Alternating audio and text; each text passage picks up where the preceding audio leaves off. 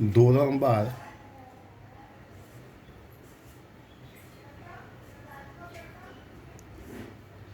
Chapter number 15 જૈવ વિવિધતા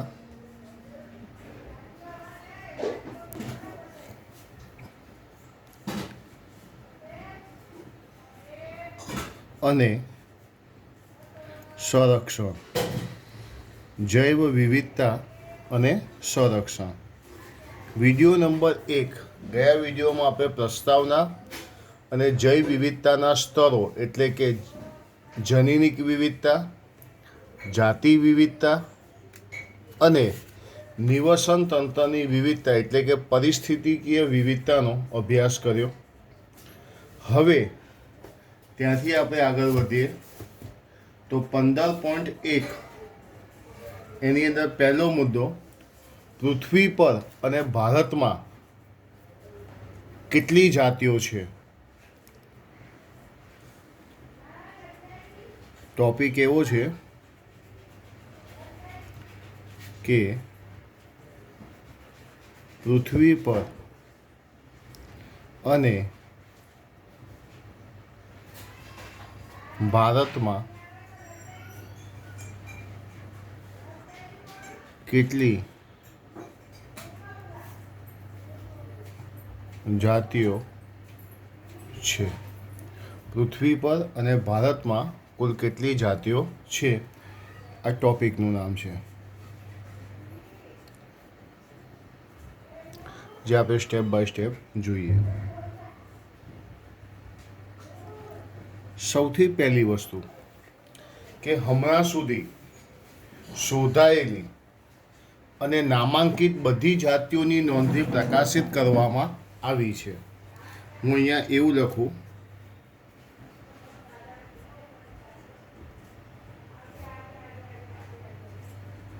કે હમણાં સુધી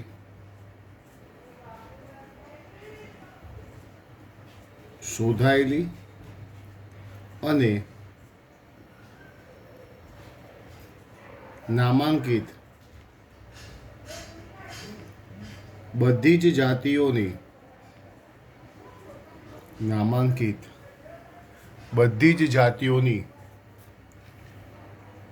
નોંધણી પ્રકાશિત કરવામાં આવી છે.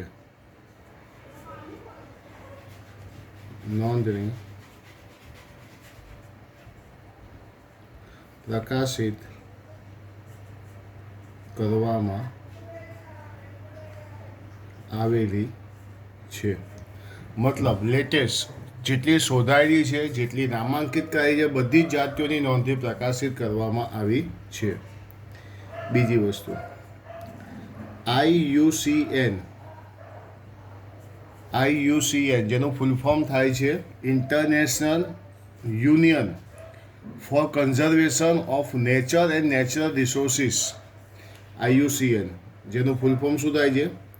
International union for conservation of nature and natural resources 2004 પ્રમાણે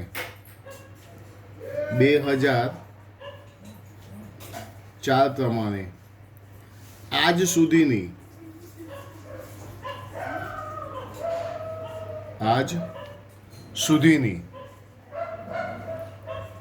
વર્ણન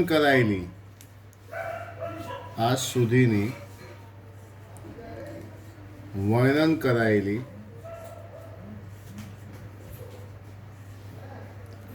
વનસ્પતિ અને પ્રાણીઓની કુલ સંખ્યા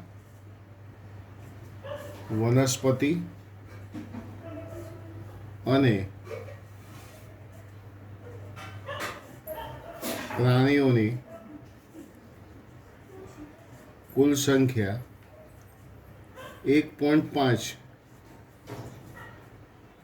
મિલિયન કરતાં સહેજ વધારે છે.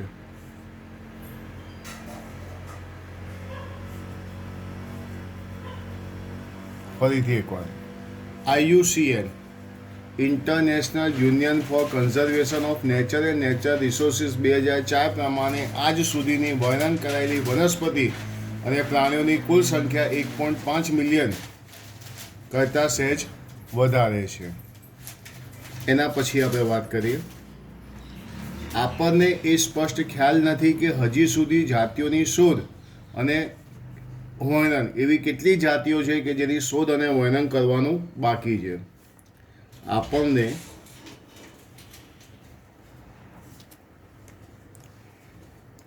એ સ્પષ્ટ ખ્યાલ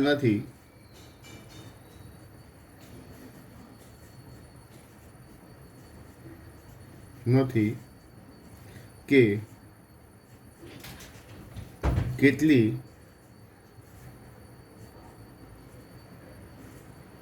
જાતિઓની શોધ તથા વર્ણન કરવાનું હજુ બાકી છે. એવી કેટલી જાતિઓ છે કે જેની શોધ અને વર્ણન કરવાનું બાકી છે એ હજી આપણને ખ્યાલ નથી. અંદાજ લગાડવામાં પણ વ્યાપકતા રહેલી છે. તેમનામાંથી ઘણી તો માત્ર પ્રશિક્ષિત રીતે ધારણા જેવી છે. એટલે આપણને હજી સ્પષ્ટ નથી કે કેટલી જાતિઓની શોધ અને વર્ણન કરવાનું બાકી છે. અંદાજ પણ આપણે લગાવી શકતા નથી.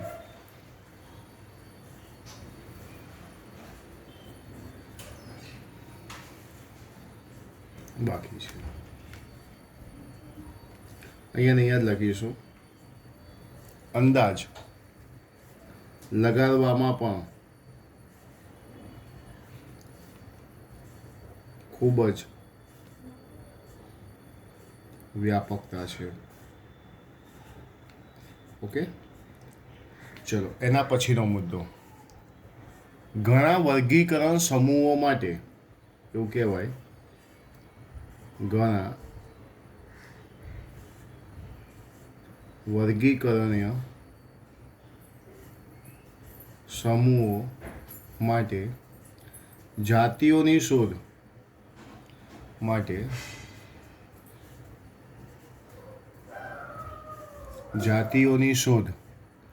ઉષ્ણકટિબંધીય દેશો કરતાં સમશીતોષ્ણ દેશોમાં વધુ પરિપૂર્ણ છે. જાતિઓની શોધ ઉષ્ણકટિબંધીય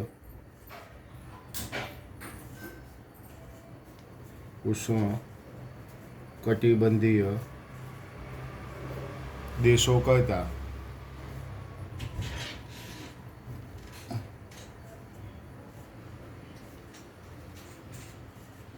સમશીતોષ્ણમાં વધુ પરિપૂર્ણ છે.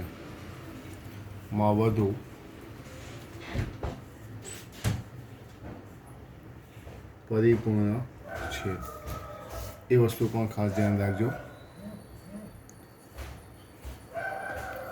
પણ અહીં એક વસ્તુ ખાસ ધ્યાનમાં રાખવા જેવું છે કે ઉષ્ણકટિબંધમાં ભલે ઉષ્ણકટિબંધીય દેશો કરતાં સમશીતોષ્ણમાં વધુ છે, પણ એક બાબતો ખાસ ધ્યાનમાં લેવાની છે. એ ધ્યાનમાં લેવાયું છે કે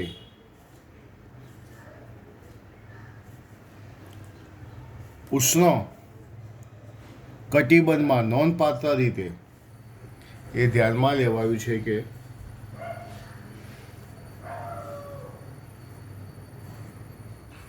ઉષ્ણકટિબંધમાં નોંધપાત્ર રીતે મોટા પ્રમાણમાં જાતિઓની શોધ બાકી છે. મોટા પ્રમાણમાં જાતિઓની શોધ બાકી છે.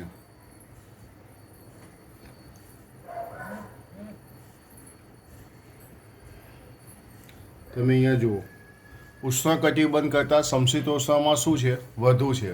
પણ સામે એ બાબત પણ ધ્યાનમાં લો કે ઉષ્ણકટિબંધમાં મોટા પ્રમાણમાં જાતિઓની શોધ હજી શું છે? બાકી છે. જીવશાસ્ત્રીઓ કીટકોના સમૂહની ઉષ્ણકટિબંધમાં મળી આવતી અને સમશીતોષ્ણમાં મળી આવતી જાતિઓની આંકડાકીય તુલના કરી છે. અહીંયા હું એમ લખું કે જીવશાસ્ત્રીઓએ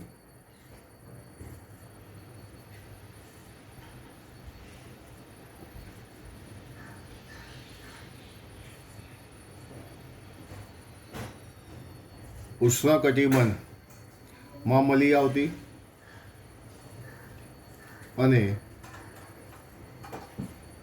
સમશીતોષ્ણ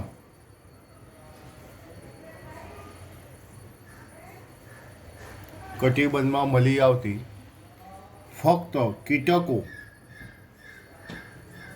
જે કીટકો જે છે ઇન્સેક્ટ, એ જે કીટકો જે છે એ કીટકોના સમૂહની આંકડાકીય તુલના કરી છે. કીટકોની શું કરી છે?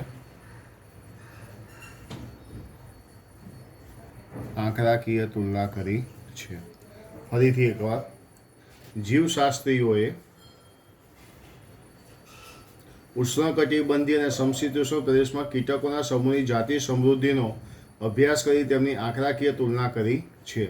બીજું કશું અહીંયા છે ને. અને એના પછી લોકો એવું કીધું કે ઉષ્ણકટિબંધ કરતાં સમશીતોષ્ણ કટિબંધ જે છે એની અંદર શું છે? વધુ પરિપૂર્ણ છે. આ પ્રમાણ જે મળ્યું, ગુણોત્તર મળ્યો, એ વિસ્તારમાં પ્રાણી, વનસ્પતિ, અન્ય જૂથોને આવરી લઈ પૃથ્વી પરની જાતિઓની કુલ સંખ્યામાં એકંદર અંદાજ લગાવવામાં આવ્યો છે. હવે આ બધી વસ્તુ કર્યું, કીટકોના આંકડાની તુલના કરી, અને એવું કહેવાય છે આના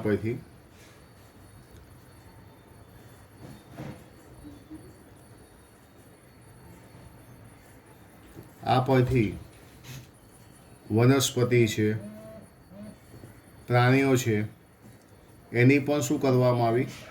તુલના કરવામાં આવી. એના સંખ્યાઓની પણ શું કરવામાં આવી? તુલના કરવામાં આવી અને અંદાજ મૂકવામાં આવ્યો. અને સંખ્યાનો એકંદર અંદાજ મૂકવામાં આવ્યો. એકંદર અંદાજ મૂકવામાં આવ્યો. એવું કહેવાય છે કેટલાક અંતિમ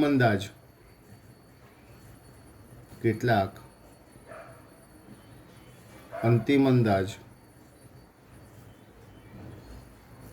20 થી 50 મિલિયન 20 થી 50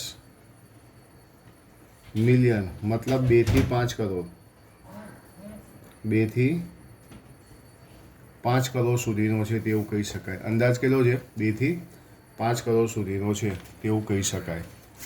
પછી આપણે વાત કરીએ રોબર્ટ મે.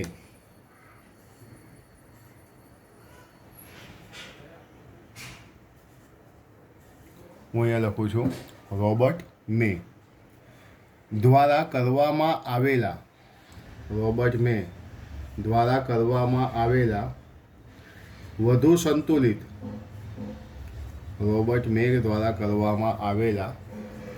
વધુ સંતુલિત અને વૈજ્ઞાનિક રીતે સચોટ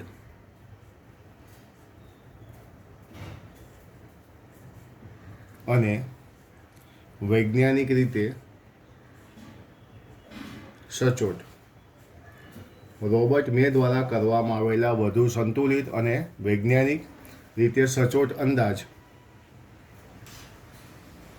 જોવા જઈએ તો વૈશ્વિક જાતિ જે છે એ લગભગ 7 મિલિયન જેટલી છે. 7 મિલિયન એટલે કે કેટલી? 70 લાખ જેટલી છે. બરાબર છે. તો અહીં તમે જોશો કે રોબર્ટ મે દ્વારા કેટલી દર્શાવી છે? 7 મિલિયન દર્શાવેલી છે. એટલે પૃથ્વી પર અને ભારતમાં કુલ કેટલી જાતિઓ છે તેનો અંદાજ દર્શાવેલો છે. એકવાર ફરીથી બધું જો, વાંચવાનું વધારે છે, વાંચી લો બધે એકવાર.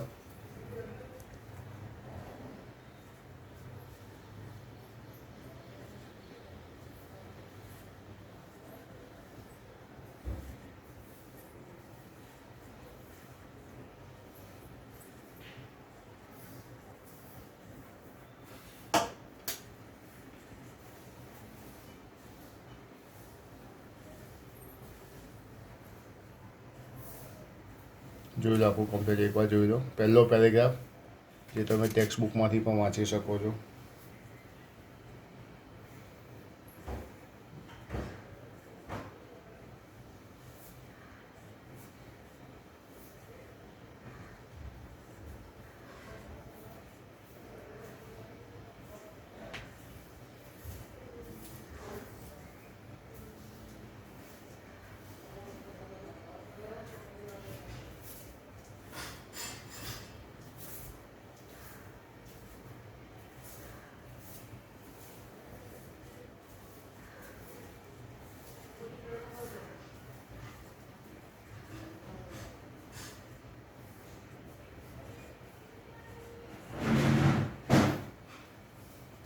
ઓકે, તો ચલો હવે એનાથી આગળ વધીએ.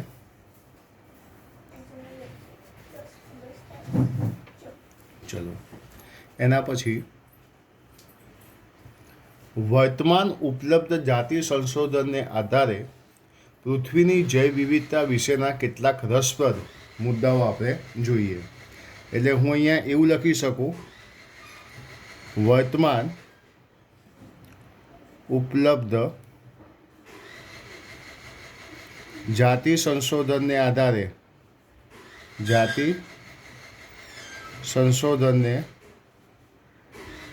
આધારે પૃથ્વીની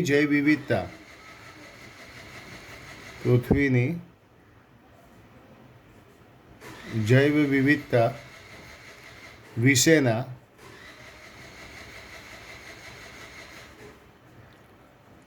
રસપ્રદ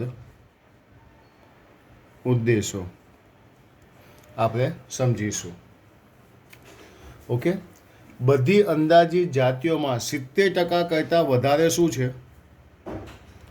બધી અંદાજિત જાતિઓમાં 70% કરતાં વધુ પ્રાણીઓ છે. શબ્દ ખાસ ધ્યાન રાખજો. બધી અંદાજિત જાતિઓના 70% કરતાં પણ વધુ શું છે? પ્રાણીઓ છે.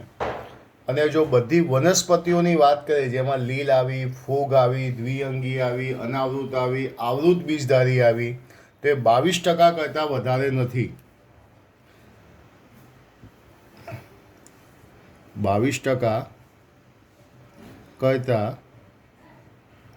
વધારે નથી. કોણ? વનસ્પતિઓ. પ્રાણીઓ કેટલા છે? 70% કરતાં વધારે છે. બધી અંદાજિત જાતિઓના 70% કરતાં પણ વધારે પ્રાણીઓ છે, જ્યારે બધી વનસ્પતિઓ, લીલ છે, ફૂગ છે, દ્વિઅંગી છે, અનાવૃત છે, આવૃત બીજધારી છે, આ બધાને ભેગી કરીએ તો પણ તેની કુલ ટકાવારી 22%થી વધારે થતી નથી. એક આ વસ્તુ ખાસ ધ્યાન આપજો. પ્રાણીઓમાં એના પછી આ જે પ્રાણીઓ જે છે એમાં કીટકો સૌથી વધુ જાતિ સમૃદ્ધિ ધરાવે છે. સૌથી વધુ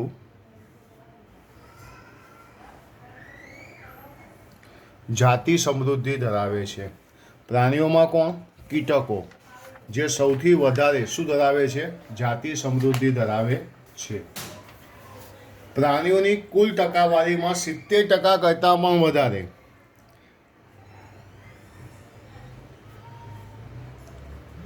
પ્રાણીઓની કુલ ટકાવારીમાં 70% કરતાં પણ વધુ કોણ છે? કીટકો છે. 70% કરતાં પણ વધારે શું છે? કીટકો છે. એટલે એવું કહેવાય કે દર 10 પ્રાણીએ 7 કીટકો છે. 10 પ્રાણી હોય તો 10 પ્રાણીની અંદર 7 શું છે? કીટકો છે. ફરીથી એકવાર, 70% કરતાં વધારે પ્રાણીઓ, 22% કરતાં વધારે વનસ્પતિઓ નથી, જેમાં તમે જો લીલ, ફૂગ, દ્વિઅંગી, અનાવૃત, આવૃત બધી વનસ્પતિઓનો સમાવેશ કરીએ તો પણ 22% કરતાં વધારે થતી નથી. પ્રાણીઓમાં કીટકો સૌથી વધુ જાતિ સમૃદ્ધિ ધરાવે છે. પ્રાણીઓની કુલ ટકાવારીના 70% કરતાં પણ વધુ છે. એટલે કે આ ગ્રહ પર જોવા જઈએ તો 10 પ્રાણીઓમાંથી 7 શું છે? કીટકો છે. એના પછી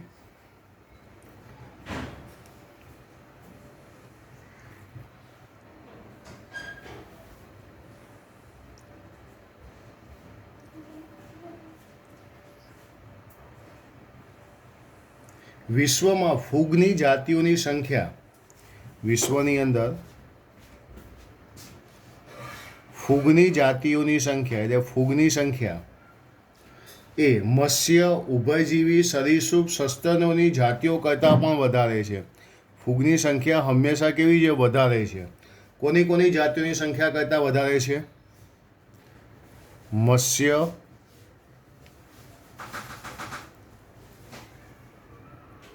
ઉભયજીવી,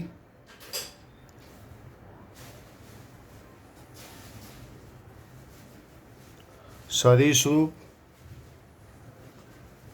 અને સસ્તન, આ બધાની કુલ જે સંખ્યા થાય એના કરતાં પણ ફૂગની સંખ્યા કેવી છે? વધારે છે. વિશ્વમાં ફરીથી એકવાર ફૂગની જાતિઓની સંખ્યા મત્સ્ય, ઉભયજીવી, સરીસૃપ, સસ્તનો કરતાં પણ કેવી છે? વધારે છે. એટલે એક આ વસ્તુ ખાસ બધા ધ્યાન લેજો. પછી આપણને ટેક્સ્ટ બુકની અંદર એક ચાર્ટ આપેલો છે. એ ચાર્ટની અંદર 3 ચાર્ટ જે છે 3 ચાર્ટ ગુજકેટની પરીક્ષા માટે ખૂબ જ મહત્ત્વના છે. એટલે ગુજકેટની પરીક્ષાની અંદર આવી શકે છે ચાર્ટ દોરેલો હોય અને એમાં કઈ વસ્તુ ક્યાં છે તે પૂછી શકાય છે. એટલે બધાનું ખાસ કહીશ કે 3 જે ચાર્ટ આપેલા છે અપુષ્ઠવંશીનું, પુષ્ઠવંશીનું અને ત્રીજા નંબરની અંદર આપણને આપેલું છે વનસ્પતિઓનું. એ 3 ચાર્ટ બધાએ ખાસ જોવાના છે અને દોરવાના છે. એના પછી કે આપણે ચાર્ટ જે જોઈશું એ ચાર્ટ આદિકોષ કેન્દ્રીય સજીવો, આદિકોષ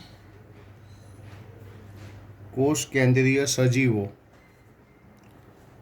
સંખ્યા માટે કોઈ માહિતી આપતો નથી. ની સંખ્યા માટે કોઈ માહિતી આપતો નથી. કે ઉપરોક્ત અંદાજ જે છે ચાર્ટ દોર્યા બધાએ એ આદિકોષ કેન્દ્રીય સજીવો માટેની કોઈ સંખ્યા આપતો નથી. જીવશાસ્ત્રીઓએ આદિકોષ કેન્દ્રીય કોષની જાતિઓની સંખ્યા કેટલી હોઈ શકે તેની ખબર નથી. આદિકોષ કેન્દ્રીય સજીવોની સંખ્યા કેટલી એ જીવશાસ્ત્રીઓને પણ ખબર નથી. પરંપરાગત વર્ગીકરણની રીતે સૂક્ષ્મજીવોને ઓળખવા માટે યોગ્ય કે સૂચિત નથી, એ સમસ્યા છે. ઘણી જાતિઓનું પ્રયોગશાળામાં પણ સંવર્ધન થઈ શકતું નથી. જો આ સમૂહની જાતિઓના વર્ણન માટે જૈવ રાસાયણિક અથવા આણ્વિક માપદંડો અપનાવવામાં આવે ત્યારે તેમની વિવિધતા કેટલી હોઈ શકે છે? લાખોમાં પહોંચી શકે છે. એટલે અહીંયા આદિકોષ કેન્દ્રીય સજીવોની સંખ્યા કેટલી છે તેના વિશેની કોઈ જ માહિતી આપણને જીવશાસ્ત્રીઓ દ્વારા પણ પ્રાપ્ત થતી નથી. જીવશાસ્ત્રીઓ દ્વારા પણ પ્રાપ્ત થતી નથી. પ્રયોગશાળામાં સંવર્ધન કરીને પણ મેળવી શકાતી નથી. પ્રયોગશાળામાં સંવર્ધન પણ યોગ્ય નથી. મતલબ અહીં આદિકોષ કેન્દ્રીય સજીવોનો સમાવેશ કરવામાં આવેલો નથી. એ વસ્તુ ખાસ ધ્યાન રાખજો. એના પછી વાત આવશે ભારતની, આપણા દેશ વિશેની. કે ભારત એ ભારત જે છે વિશ્વના જમીન વિસ્તારના 2%. ભારત જે છે એ 2.4% જમીન વિસ્તાર ધરાવે છે. જમીન વિસ્તાર કેટલા ટકા છે? તો જમીન વિસ્તાર ફક્ત 2.4% છે. પરંતુ જૈવ વિવિધતા જોવા જઈએ, જૈવ વિવિધતા વિશ્વ લેવલે, તો એ જૈવ વિવિધતાનો દર 8.1% છે. ભારત પાસે જમીન વિસ્તાર કેટલો છે? ફક્ત 2.4%. પણ એ જમીન વિસ્તાર ઉપર જૈવ વિવિધતા કેટલી છે? તો કે જૈવ વિવિધતા જે છે એ જૈવ વિવિધતા 8.1% છે. ભારત જે છે એ વિશ્વના 12 મોટી વિવિધતા ધરાવતા દેશો પૈકીનો એક છે. એટલે 12 જૈવ વિવિધતા ધરાવતા દેશો જે છે, જૈવ વિવિધતા ધરાવતા દેશો પૈકીનો એક છે. એનો મતલબ પહેલો નંબર એવું નથી, પણ 12 જે છે એમાંનો એક સ્થાન કોનું છે? ભારતનું પણ છે. ભારતમાં લગભગ 45,000 જેટલી વનસ્પતિ જાતિઓ, ભારતમાં 45,000 જેટલી વનસ્પતિ જાતિઓ અને તેના કરતાં પણ બમણી, અને આના કરતાં પણ કેવી? બમણી પ્રાણીઓની જાતિઓ નોંધાઈ છે. પ્રાણીઓની જાતિઓ નોંધાઈ છે. ભારતમાં લગભગ 45,000 જેટલી વનસ્પતિ જાતિઓ અને તેનાથી બમણી પ્રાણીઓની જાતિઓની નોંધણી કરાઈ છે. રોબર્ટ મે ફરી આવ્યો. રોબર્ટ મે ના વૈશ્વિક અંદાજનો સ્વીકાર કરીએ તો માત્ર કુલ 22% જાતિઓની શોધ થઈ છે. 22% જાતિઓની શોધ થઈ છે. પહેલાં ફક્ત 22% જાતિઓની શોધ. રોબર્ટ મેના અંદાજ મુજબ વાત કરીએ તો હાલમાં 22% જેટલી જાતિઓની શોધ થઈ છે. ભારતમાં વિવિધતાની સંખ્યા માટે આ ટકાવારીનો અમલ આપણે અંદાજ લગાવીએ તો 1 લાખથી વધારે વનસ્પતિ જાતિ અને 3 લાખથી વધારે પ્રાણી જાતિઓની શોધ અને વર્ણન કરવાનું બાકી છે. 45,000 જેટલી વનસ્પતિ જાતિ છે, તેનાથી બમણી પ્રાણીઓની જાતિઓ છે. જો આને તમે ધ્યાનમાં લો તો 1 લાખથી વધુ વનસ્પતિ જાતિ અને 3 લાખથી વધુ